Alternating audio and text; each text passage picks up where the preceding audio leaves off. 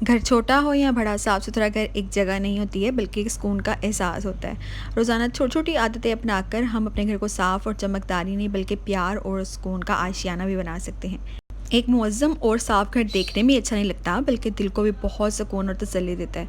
तो आज के व्लॉग में मैं अपनी डेली रूटीन के साथ साथ कुछ टिप्स और ट्रिक्स शेयर करूँगी जो आपकी डेली लाइफ को बहुत ही आसान बना देंगे। आपने सिर्फ करना इतना है कि एंड तक मेरे साथ बना रहना है और व्लॉग को स्किप किए बगैर पूरा देखना है। कि मैं आपके साथ एक बहुत ही मज़ेदार रेसिपी शेयर करने वाली हूँ निहारी की, जिसको नहीं भी पसंद है और जिसको नहीं भी बनानी आती है ना, वो मिनटों में बना और खा लेगा।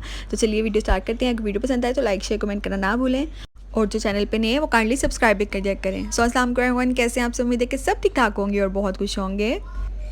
तो ये तकरीबन टाइम था 12-1 बजे का और रात से बारिश हो रही थी, बिल्कुल हल्की-हल्की थोड़े-थोड़े वक्फे के साथ, और काफ़ी जो है ना वो मौसम अच्छा था। तो यानी कि मानसून की बारिशें स्टार्ट हो गई हैं। अब जो है ना खाने का भी दिल करता है, अच्छा-अच्छा खाने का दिल करता है। और बहुत ज़्यादा गर्मी के बाद जब मौसम अच्छा होता है ना तो दिल करता है कि अच्छे-अच्छे खाने भी बनाए जाएँ और खाए भी जाएँ, और कोई ना कोई एक नई फरमाइश भी आ रही होती है। तो मैंने सोचा कि चलो आज निहारी बनाई जाती है। तो सुबह मैंने नाश्ता करने के बाद गोश्त निकाल के रख दिया था। फिर जब अच्छे से डीफ्रोस्ट हो गया तो मैंने इसको धो लिया और अब मैं ना किचन में आ गई थी। मैंने कहा चलो इसकी तैयारी करती हूँ। तो सबसे पहले मैंने ऑयल डाला है और उसके अंदर प्याज को अच्छे से ब्राउन करने के बाद निकाल लिया है। अब इसी ऑयल के अंदर ना मैंने ये जो गोश्त धो के रखा था, और कोशिश करें कि जैसे जो हड्डियों वाला और नली वाला इस तरह का गोश्त होता है ना वो वाला लें।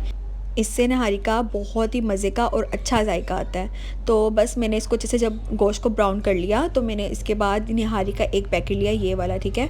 और फिर इसको मैं डालूँगी, ये शान का है और इसका बहुत ही मज़े का जायका आता है। आप चाहो तो ख़ुद भी बना सकते हो निहारी का मसाला, लेकिन मैं ऐसे पैकेट वाला जो यूज़ करती हूँ जो घर में आम मैंने बनाना हो। ये क्वान्टिटी 3 से 4 लोगों के लिए, फैमिली मेम्बर्स के लिए। अगर आपके फैमिली मेम्बर ज़्यादा हैं तो इसका डबल कर दें गोश्त को भी, और इसके जो निहारी का पैकेट है वो भी डबल कर लें। और बस अब मैंने ढेर सारा इसमें पानी डाल दिया था। मैं 4-5 ग्लास पानी डाल दिया। इसको अच्छे से कुकर लगा दूँगी। ऑयल थोड़ा सा मैंने सेपरेट कर लिया था क्योंकि वो लास्ट में ना गार्निशिंग करने के लिए अच्छा लगता है ऊपर से, क्योंकि जब हम इसमें आटा डालते हैं ना वो सारा अब्जॉर्ब कर लेता है। तो उसके लिए मैंने ऑयल सेपरेट कर लिया। तो मैं 30 से 40 मिनट के लिए कुकर अच्छे लगा दिया अच्छे से, ताकि वो बहुत अच्छे से जो है ना वो गोश्त गल जाए। निहारी में वही गोश्त अच्छा लगता है जो बहुत अच्छे से गला हो, और भूनते हुए ये ना हो कि वो रेशा रेशा हो जाए, ऐसा नहीं। नवाला लगाते हैं वो बहुत ही नरम बोटी होनी चाहिए, तो ही आपको निहारी का मज़ा आता है। तो बस यहाँ पे ना मैंने अपना रूम खाली किया था, किस वजह से मेरे बेटे की थी आमीन, और मुझे ना अच्छे से सफाई करनी थी कि इसी रूम में होना था सब कुछ। तो मैंने कहा चलो जल्दी से ना मैं सारी सफाई कर लेती हूँ। रूम खाली करने के बाद जो सफाई करने का मज़ा आता है ना, बहुत ही सुकून से सारा फर्श साफ़ हो जाता है और काफ़ी दिन तक आपको सुकून भी रहता है। तो बस मैंने सफाई की अच्छे तरीके से, और लाइट यहाँ पे गई हुई थी इसलिए लाइट कम है। तो थोड़ी देर बाद जो ना वो लाइट आ भी गई थी, शुक्र अल्लाह का। नहीं तो जब आपको पता है बारिश होती है तो फिर लंबी लंबी लाइट जाती है, लेकिन आ गई थी। तो यहाँ पे मैंने इसको सारा वाइपर अच्छे तरीके से लगा के मैंने पंखा चला दिया कि चलो अच्छे से ये सूख जाए। फिर किचन की बारी थी, किचन में मैं आ गई और फिर बाहर से इन सारा करना था। किचन का तो मसला ये होता है ना कि वो अच्छे से साफ़ करना पड़ता है क्योंकि चिकनाहट बहुत ज़्यादा होती है, और जब ऐसे फ़र्श हों तो और थोड़ी ज़्यादा मेहनत करनी पड़ती है। तो जिसकी वजह से ना फिर मैं इसे सर्फ लगा के थोड़ी देर के लिए छोड़ देती हूँ और फिर उसके बाद पानी गिराती हूँ तो अच्छे से साफ़ हो जाता है। और एक तरह से डीप क्लीनिंग ही घर की हो रही थी क्योंकि मेरे बेटे की आमीन थी। तो मैंने सोचा कि जब काम करना ही है तो ज़रा एक दिन पहले मैं काम स्टार्ट करूँ, और इस तरह के ना मैंने एक अपना रूम पूरा फुल कर दिया था चीज़ों से, और दूसरा रूम जहाँ पे सारा काम हो रहा था वो वाला डीप क्लीन भी हो गया, बाहर से भी सारा डीप क्लीन हो गया। तो ये एक दिन पहले मैं करी थी ताकि मुझे अगले दिन जब खाना वगैरह बनाना है, सारी तैयारी करनी है, तो मुझे ये टेंशन ना हो कि मैंने अभी फ़र्श धोने हैं, मैंने यहाँ से सफाई करनी, वहाँ से सफाई करनी। सफाई वाला काम मैंने एक दिन पहले कर लिया, और अगले दिन मैंने जो है ना वो फिर सारा का सारा खाने का काम संभाला, यानी कि किचन को संभाला। और जब आप अकेले हो तो आपको बहुत ही समझदारी के साथ जो है ना वो काम करना पड़ता है, नहीं तो इतना स्ट्रेस हो जाता है ना कि मैं क्या करूँ क्या नहीं करूँ, और सारी ज़िम्मेदारी सिर्फ आपके कंधों पे जब हो। तो मैं अपना काम ऐसे मैनेज करती हूँ, अगर मुझे पता हो कि काम अगले दिन इतना ज़्यादा होगा तो मैं आधा काम एक दिन पहले ही कर लेती हूँ, ताकि मुझे उस दिन बहुत ज़्यादा स्ट्रेस लेना ना पड़े। तो कुछ काम अगर डिवाइड कर लिए जाए ना तो आपकी अपनी सहूलत के लिए बहुत अच्छा हो जाता है। अब मैंने जितने भी कपड़े वगैरह थे और जितनी भी बेडशीट्स वगैरह थी जो उतारी थी, सब सोफ़े के कवर वगैरह, वो सब मैंने आज ही धो दिए, ताकि सुबह सुबह या रात तक जब सूख जाएँ तो मैं क्या करूँगी कि जल्दी से इनको वापस कवर सबको लगा दूँगी, और ताकि मेरा एक काम और ख़त्म हो जाए। तो बस यहाँ पे ना मैंने कुकर खोल लिया था, मेरे काम तकरीबन ख़त्म हो गए थे, 30-35 मिनट लगे थे। उसके बाद मैं किचन में दोबारा आ गई तो अच्छे तरीके से जो है ना वो गोश्त गल चुका था। और फिर मैंने क्या किया कि अब 1 कप लूँगी, इसके अंदर हाफ़ कप जो है ना मैंने वो लिया है मैदा, आप आटा भी ले सकते हो।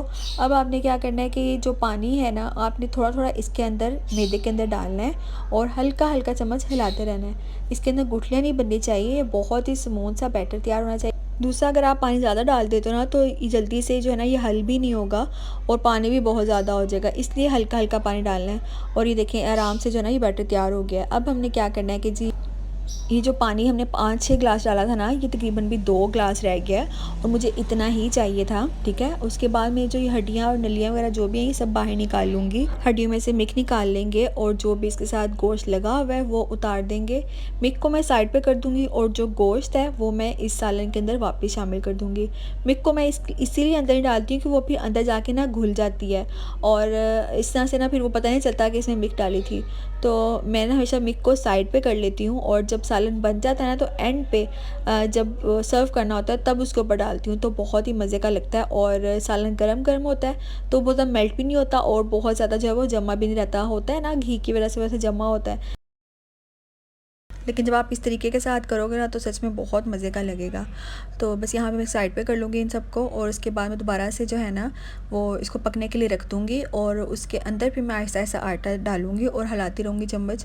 तो जितनी मुझे इसकी चाहिए थिकनेस उतना मैं रखूँगी और बाकी फिर जो है ना वो 15 मिनट तक पकाऊँगी हल्की सी आँच पे, ताकि वो नीचे भी ना लगे और जो कच्चापन है ना आटे का वो भी जो है ना वो पक जाए।